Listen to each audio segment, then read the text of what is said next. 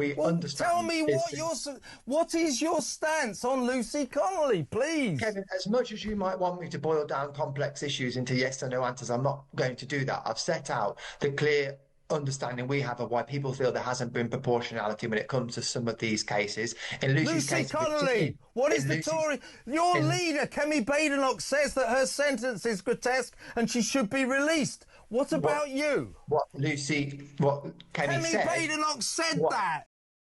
The Conservatives are not getting on this bandwagon at all.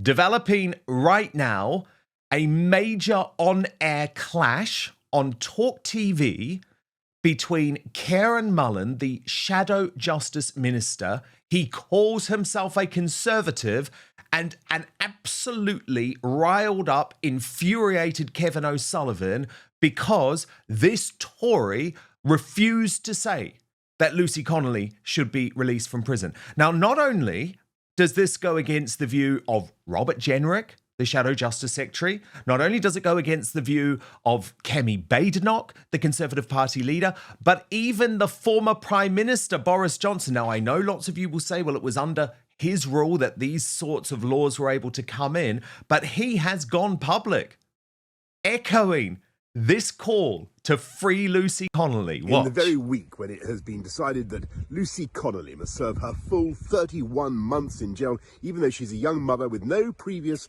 criminal record, the Labour government has announced that it's going to release literally thousands of serious sexual and violent offenders because they say there's no room in our jails. Well, Shabana Mahmood, Justice Secretary, if you want to empty one jail cell and release one person who presents absolutely no threat to the British public, then free Lucy Connolly now. A major intervention there from Boris Johnson. I, of course, completely agree with him. So what on earth is this little drip Kieran Mullen, this absolute idiot, wet, woke Kieran Mullen, the Shadow Justice Minister, doing? We're going to get reaction from Based and Bougie and Sophie Kokora and the Superstar Panelist in just one moment. But first, check out the start of this shocking confrontation this morning on Talk. Thank you for joining us. You've just heard that rather spirited discussion that I've been having. The American government, White House, is now monitoring us, particularly about the Lucy Connolly case.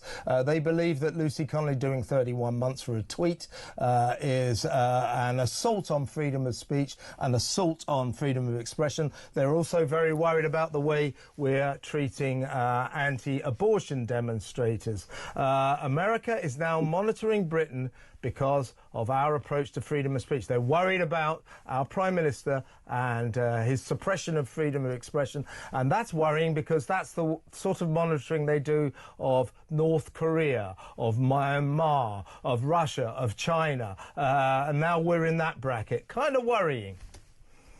I think Lord Hayward set out the position quite effectively there. The Prime You're not going to buy into that rubbish as well, are you? Well, I think it's clear that the Prime Minister has not had a personal involvement in any. Come on! You're the opposition. Give it a go. Be the opposition. Being opposition is also about being credible and making sure that you're. Yeah, well, I'm being credible. You're being incredible. I don't think comparing.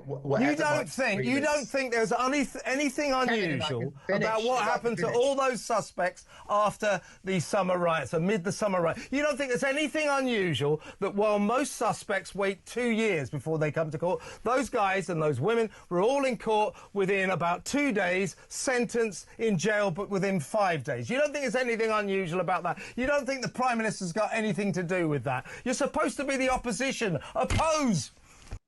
Yes, indeed. I'm clapping along too. And it just gets better, actually. It just gets better. A reminder, this is a Conservative Kevin O'Sullivan is roasting.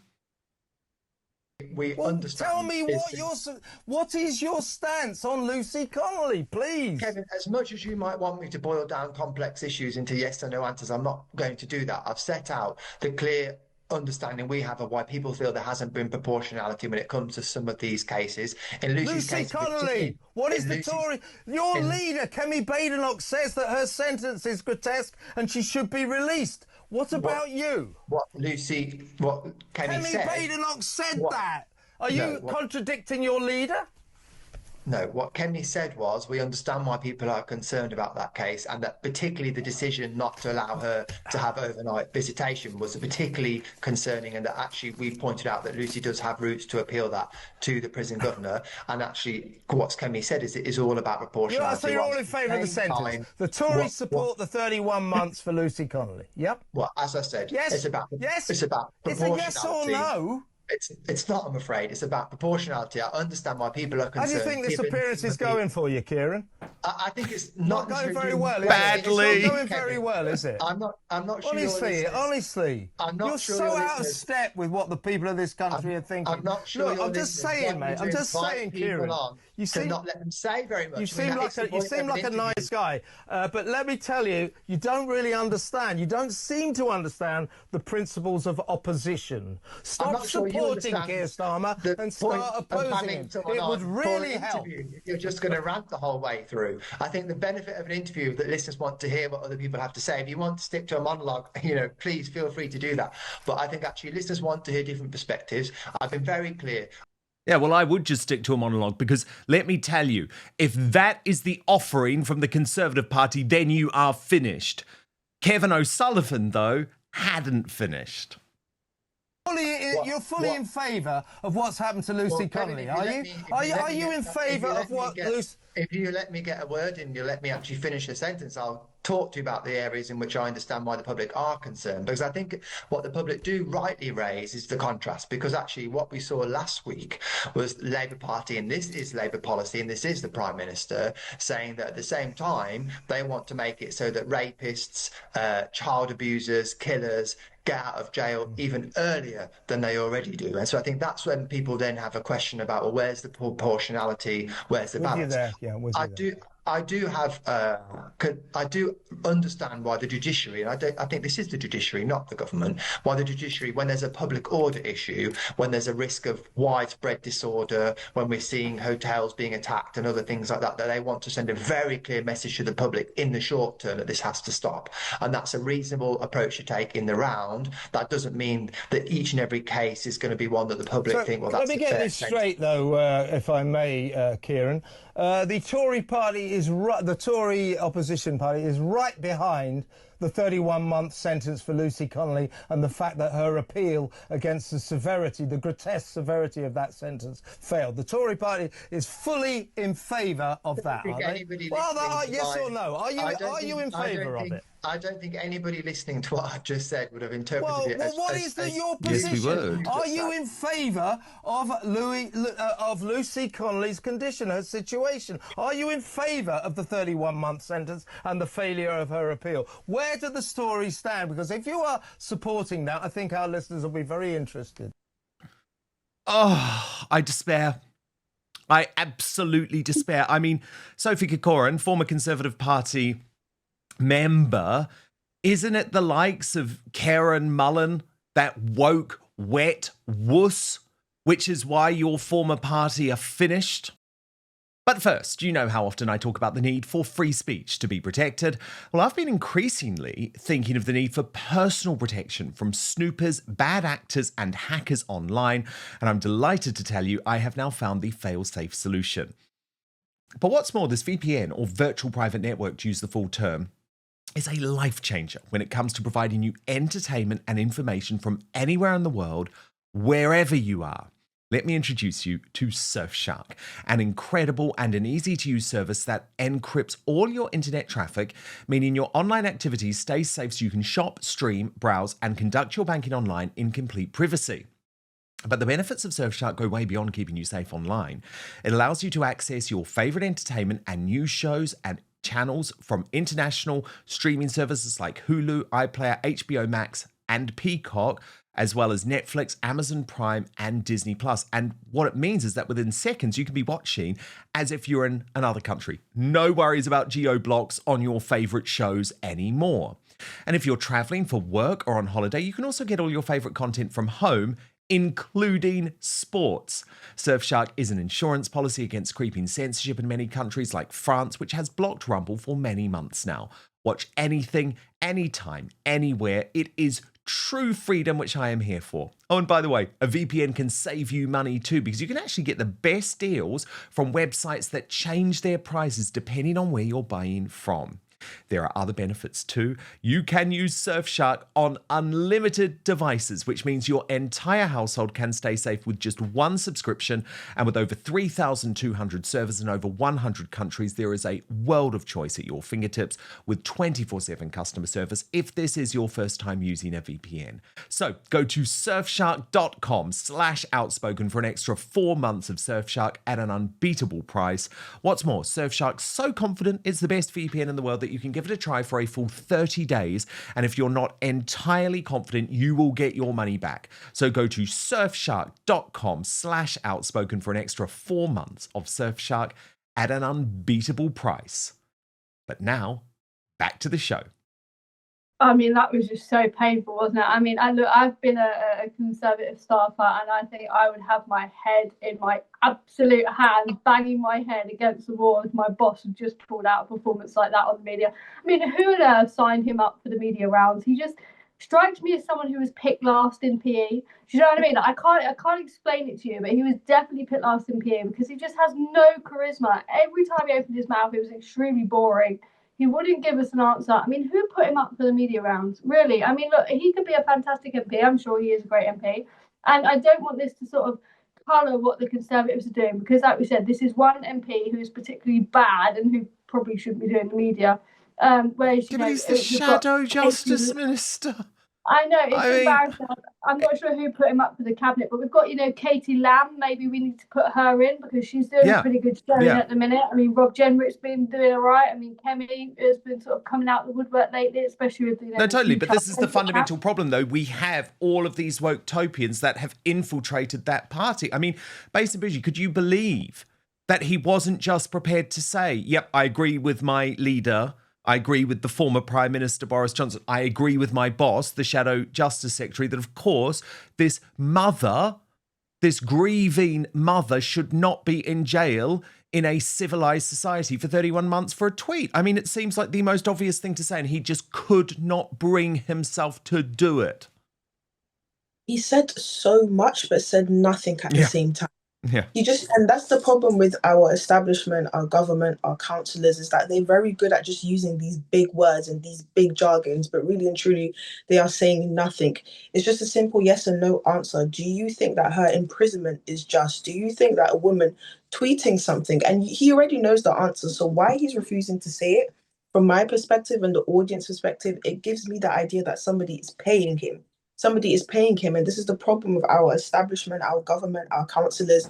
They are just addicted to just being paid. They just care about their next paycheck and not standing for truth, and that is what's holding back. Totally, and it's why we need a revolution. I mean, but look, what is happening with the Conservative Party though is quite interesting though, because Sophie, according to the Sunday Times, this weekend, 3 serving MPs, 2 former cabinet ministers have said that Kemi Badenoch is finished as leader. It would be better for the party if she stood down. But now the push is on to bring back Boris, who became a father again over the weekend. Before I get you away, and Sophie, I just want to show you this quite interesting piece of TV at the top of the BBC Laura Kuenssberg show yesterday, when she managed to get Angela Rayner and Kemi Badenoch in the same shot, effectively both to lie to us about their chances of becoming Prime Minister. Watch. The biggest players these days are here with us this morning, the Deputy Prime Minister Angela Rayner and the leader of the Conservative Party, Kemi Badenoch, and the party slipped behind the Lib Dems in one poll this week. Great to have you here on a busy day in the studio. There's always chatter about these things. I just wonder, who do you both think is more likely to be Prime Minister? Angela, you, or Kemi one day? Keir staying Prime Minister. But in the future? In the future, Keir. In the future, Keir, forever and ever and ever? Well, I don't think he'll be there forever. I don't think Keir will want to do it forever, but for the time being, Keir's there. OK. Kemi, who do you think will be more likely to be Prime Minister, you or Angela? I'm working to get Keir out as quickly as possible. So it's got to be a Conservative Prime Minister, and that's me. I mean, Sophie Corcoran, have you ever seen 2 politicians who literally do not believe what they're saying. Of course, Angela Rayner is going to be the next Prime Minister. And of course, Kemi Badenoch knows she's not going to be Prime Minister. At the same time, is bringing back Boris Johnson really the solution? As Aaron Banks posted on X, what? So they can let another 3 million migrants in? Yeah, I mean, you've got a point, but I still think that Boris would probably be better than the other lot. I mean, if you've ever been sort of campaigning while Boris is on the campaign trail, I think someone said it actually on a Talk TV interview the other day. It is quite literally like campaigning with someone like Mick Jagger. Was their words from the Talk TV interview? He is so unbelievably captivating. And at the moment, if you're going to deal with Farage, you're going to have someone that's got the personality to do it. Well, he's a superstar, isn't he? The Conservatives is to do that. He is an absolute star, and there's nobody that matches him within the Conservative Party at the moment. I think Jenrick says the right things, but again, no one knows who Rob Jenrick is. I'm sorry, but the 90% of the public do not know who Robert Jenrick is. A lot of people don't know who Kemi Badenoch is. Everybody knows who Boris Johnson is. He is an absolute star. And that's why Reform get along so well. I mean, they haven't got, formulated policies. Reform is Nigel Farage's band. And the reason why he leads it so well, and the reason why someone else probably can't lead it as well as he does, is because it's all about personality. Look at Donald Trump. It's all about personality. And I think that's the same with Boris Johnson. So, yeah, I'm not quite sure if he would match up to Farage in the way things are going, but he'd certainly do a pretty good job. And even if he doesn't come in to take over the party, I think he really needs to start playing a role in how the Conservative Party can become a popular party again, something that people can deal with. Because otherwise, look, we can either have Boris Johnson, who's great, charismatic, brilliant, or we can have that geezer that just went on Talk TV, Kieran Mullen or whatever his name is. Yeah, I mean, the worst thing ever on media. I mean, come off it. I could do better when I was like 4. The problem we've got, though, based in bougie, is that Boris Johnson, and remember, I supported Boris Johnson for a load of reasons, especially Brexit, right? We needed to get Brexit done. But where he completely failed the country was on Nut Zero and this mad push for Nut Zero, which is going to end up bankrupting us. And yes, it was Theresa May who introduced it, but he went full-fledged behind it. And the Boris wave, the millions of immigrants let into our country during his premiership. Can he ever get over that? I mean, with Boris Johnson, I have like a love-hate relationship with him. Don't we all? We all have a love-hate relationship with him. I just feel like, obviously, with what he's done with allowing the millions of immigrants to come into this country unvetted, unchecked, we don't even check their criminal records, we don't even check their CVs, has affected my and many people from my generation's future to even buy a home, to even afford a car. They've made it very difficult for us. However, if I would vote for Boris Johnson just to see him zip lining with the Union Jacks, that's the one thing I would love to see again.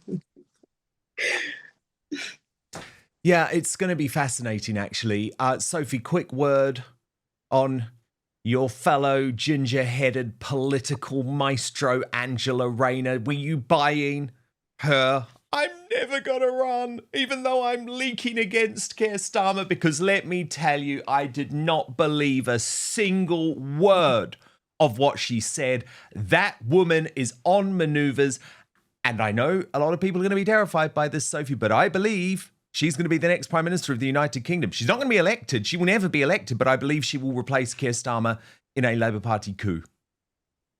You know what, Dan, I'm certainly not afraid of a bit of controversy. So I will happily come on Outspoken and actually say that Angela Rayner is probably my favourite current politician. I think she's an awful politician. Let me put that aside. But like, again, she's got something about her. She's not boring. There's too many politicians in this country that are boring. They're too scared to do anything. I mean, she's just carnage, this woman. And I think, first of all, she's really funny. Secondly, she's just, a proper working class house. She's got one of the most inspiring stories in politics. I mean, don't get me wrong. I would never vote for her politics. I think her politics are awful. But I just really like her as an MP. And she's much better than Keir Starmer in pretty much every single metric. All right, she's not perfect, but she's like Boris. She's got a personality. She actually wants the job. she's someone who's going to take risks, and they'll probably go really wrong, but at least she's going to take them and not subscribe to this risk of sort of managed decline. And I think she's much better, to be honest, than Keir Starmer. I do not believe for a second that she does not think she's going to be Prime Minister. I don't think the Labour Party would choose her, unfortunately, in a leadership contest. And I definitely don't think the public would vote for her either. So I don't think she's going to be Prime Minister, because there's no way anyone in their sane right mind is going to vote for Angela Rayner to be Prime Minister. But I do actually really like her for some reason. I'm not sure why. She's one of my favourite politicians, and I've always said it. Just because she's got a really inspiring story. In actual fact, you can leave school with virtually nothing and become Deputy Prime Minister. And I know there's a lot of people that sneer at that and say that we should have, these extremely Kieran Mullen-esque politicians who are extremely rehearsed and won't say anything. I'd much rather a woman from a Manchester council estate who's had to grit her way through politics than someone like him personally. But that's just because I'm from, a working class place like Thurrock, and I'm tired of being in a Tory party full of posh people that don't believe in anything.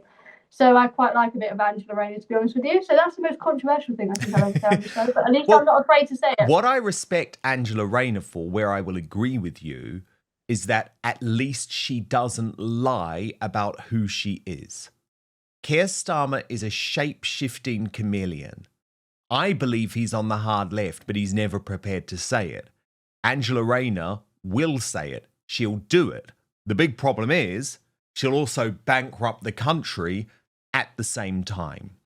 Thank you so much for watching Dan Wootton Outspoken. Please click on my face just to the bottom left to subscribe to this brand new independent news source and turn on the notification bell so you'll be alerted to our brand new live shows, uncancelled interviews, and special royal episodes.